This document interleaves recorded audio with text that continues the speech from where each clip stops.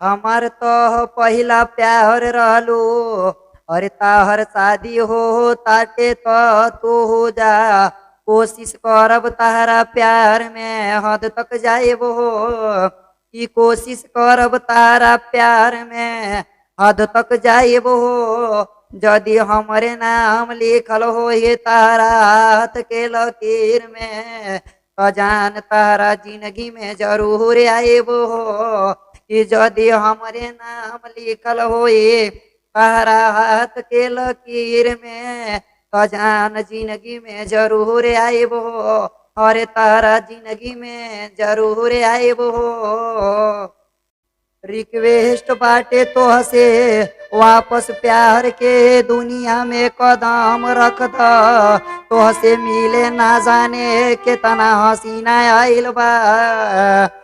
तो हसे मिले ना जाने कितना हसीना आइल बा। एक बेर पलट के देख जाने मन तहरा याद में आशिक ताहर कितना खून पसीना बाइल बा। कि तो तहरा याद में आशिक तार ना जाने कितना खून पसीना बाइल बा। हमारा मालूम बाटे प्यार में रोवे पड़े।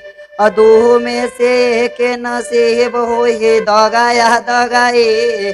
कि तह दू में से के नसीब हो ये दगाया दगाए।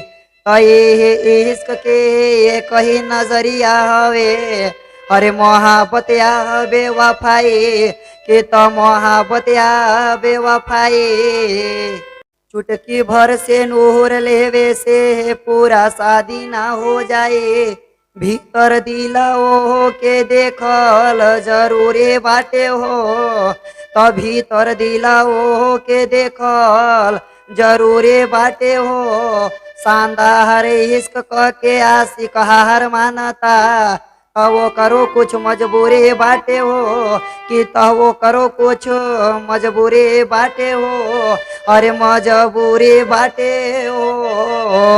ऐसन प्यार अखर जाला मिले के कोशिश कर।